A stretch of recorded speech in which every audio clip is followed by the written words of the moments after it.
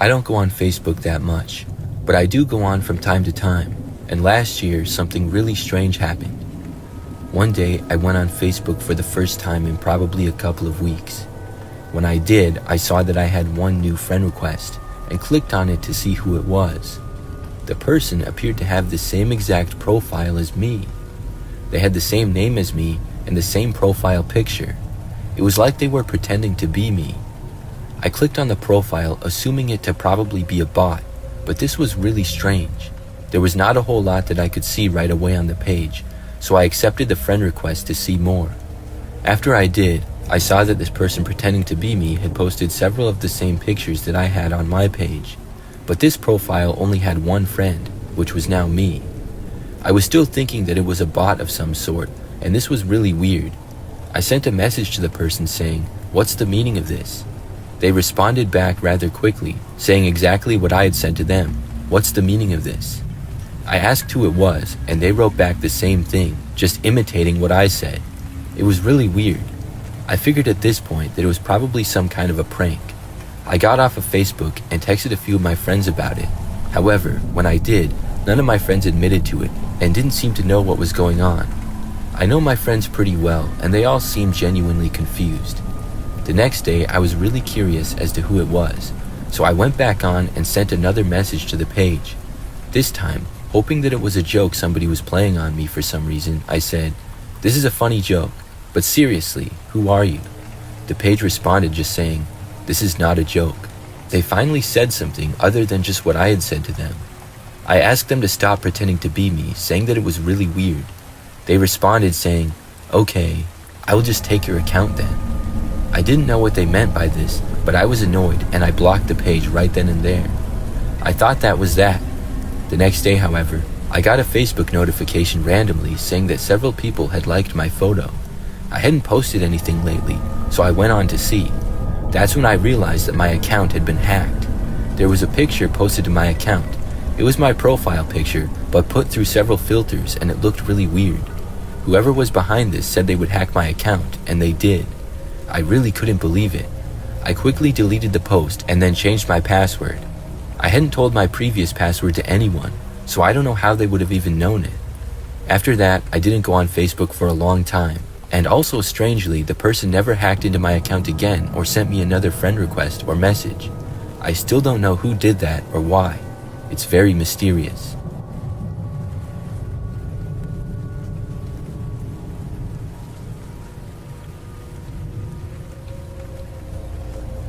This is something that happened back when I was a freshman in high school.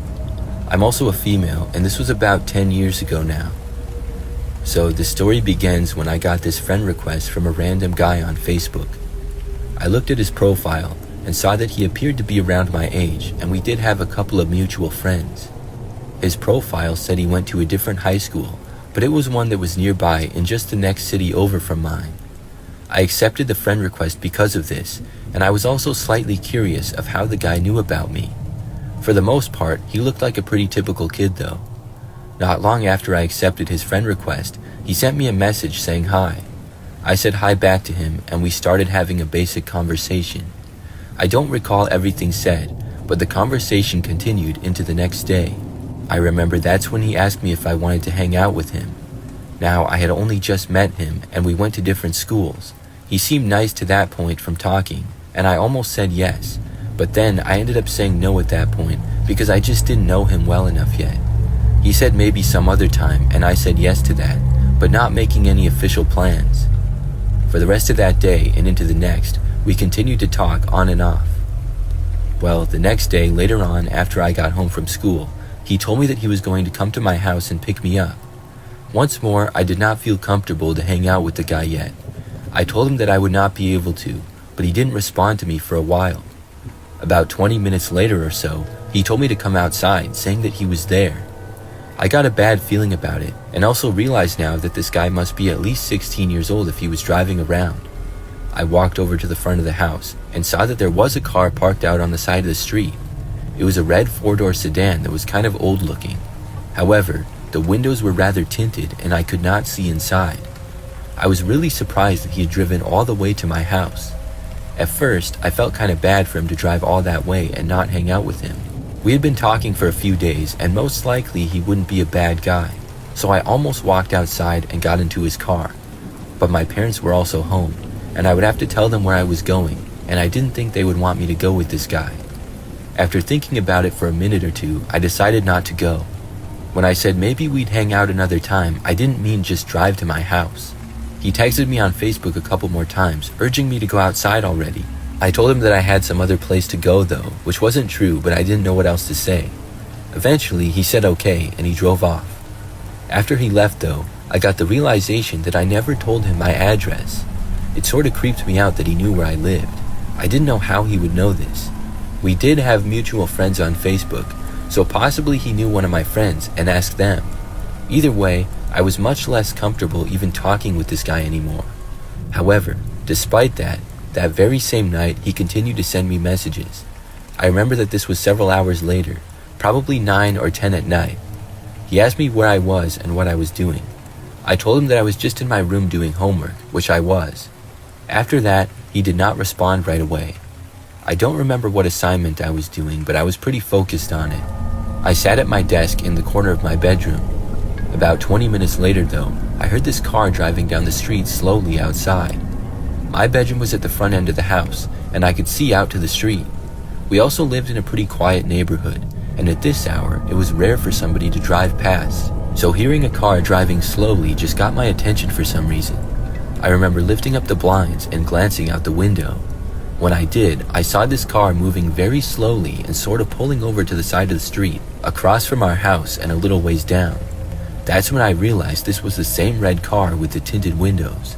I looked back to Facebook, but there were still no new messages. He hadn't told me that he was coming over again, and he didn't tell me to come outside either. I was expecting him to tell me again that he was there and to go with him like before, but he didn't. As the car continued to just sit there outside on the side of the street running, I kept an eye on it. After several more minutes, the driver's door opened. I saw a man get out, but it wasn't some 16-year-old kid. It was a grown man, probably like 40. He got out and started walking in the direction of our house. At this point, I quickly got up and ran out of my bedroom. I went towards the living room, and luckily my parents were both still up and in the living room. I didn't have time to tell them the whole story, but I alerted them of the guy walking. My dad got up and went over to the door. I looked through the front window, and by now the man was walking on the side of the street towards our house. My dad went over to the front door and opened it. When he did, the man kept walking farther away down the street, in the opposite direction of his car. My dad actually went outside and followed the guy, calling for him to stop. But at that point, the guy took off running. My dad did not run after him and came back inside. That's when I told my parents the whole story of how I thought I was talking to a kid my age, and also how he just showed up without me giving him my address. My parents called the police at that point, and my dad went and stood outside in the front door, seeing if the guy would head back for his car because it was still there. When the police arrived, the man was still nowhere in sight. They spoke with us, and then went out and looked for the man. He had to show up eventually because of his car, and when he did, the police got him. After that, I learned a valuable lesson about Facebook and social media. I was much more careful with who I talked to online for the rest of my high school career.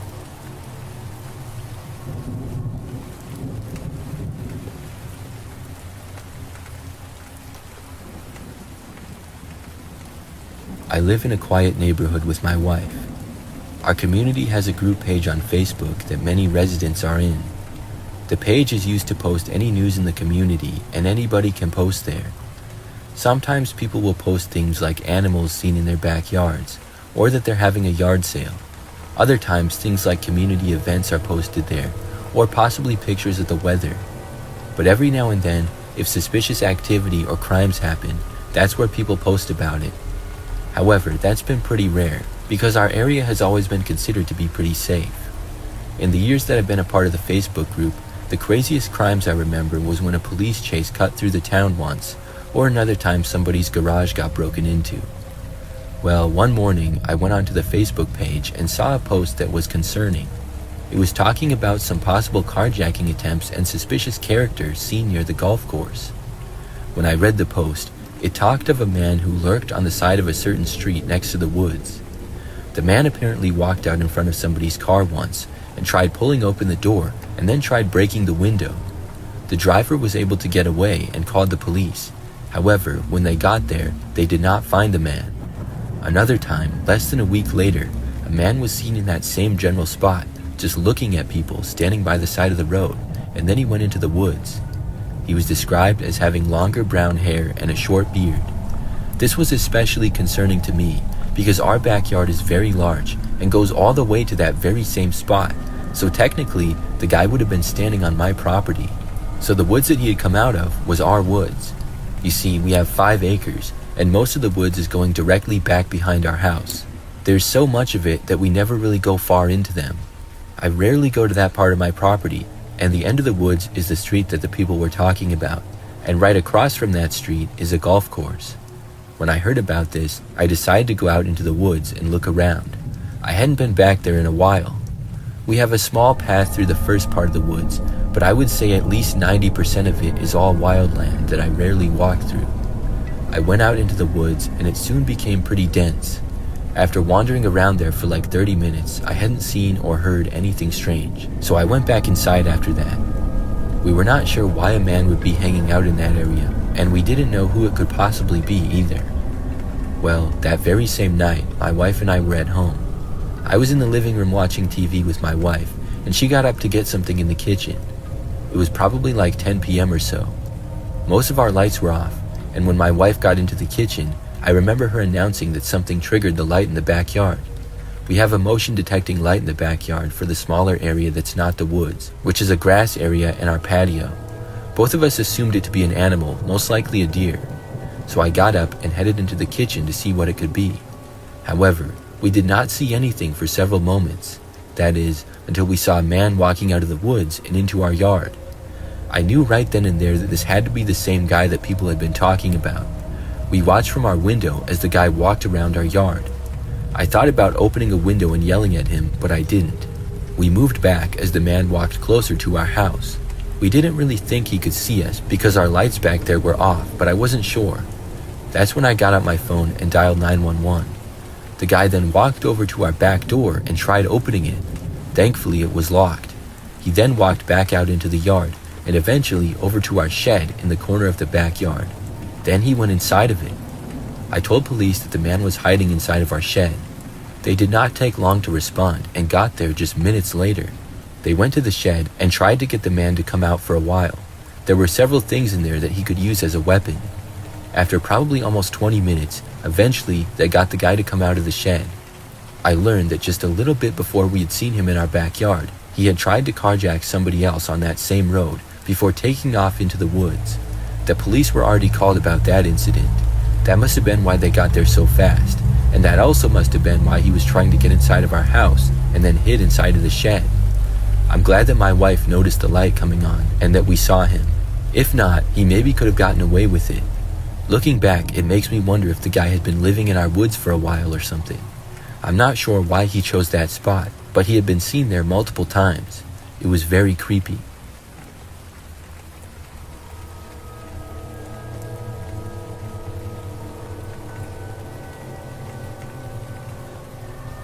Several years ago, I got this apartment in the city.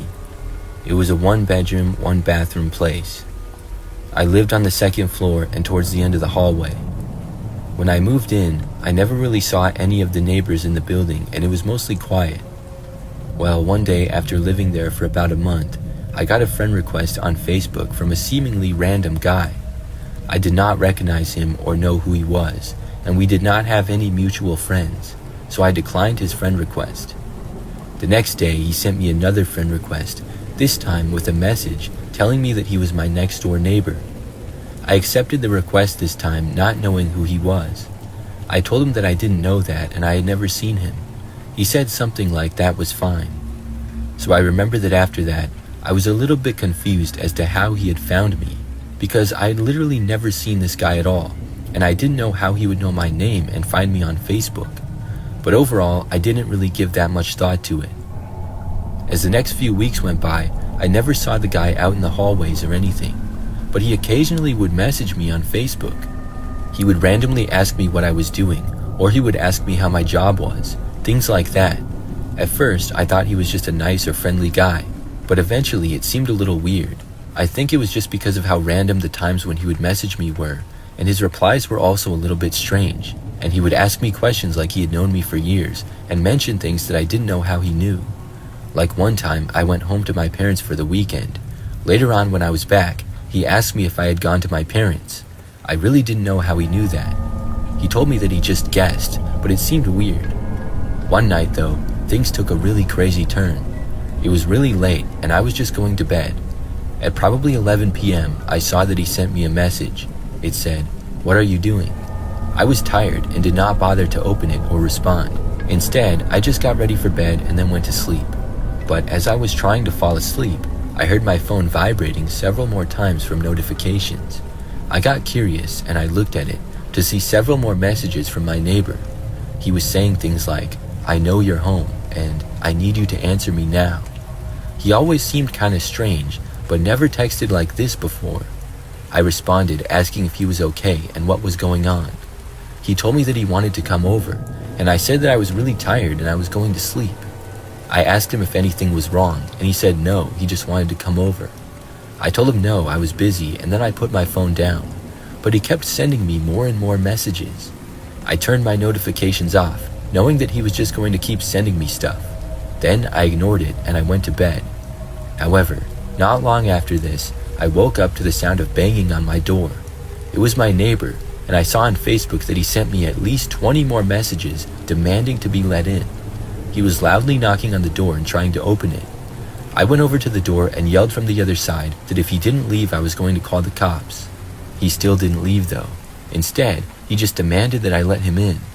So I called 911 and told them what was happening. The man stayed at my door and continued knocking and asking me to let him in. I obviously did not. When the police arrived, he was still there. I heard him arguing with police, and eventually he tried fighting one of the cops and got arrested. I'm pretty sure that the guy was crazy or else on drugs. I don't know why he acted like that, but I'm glad that I didn't open the door for him or anything.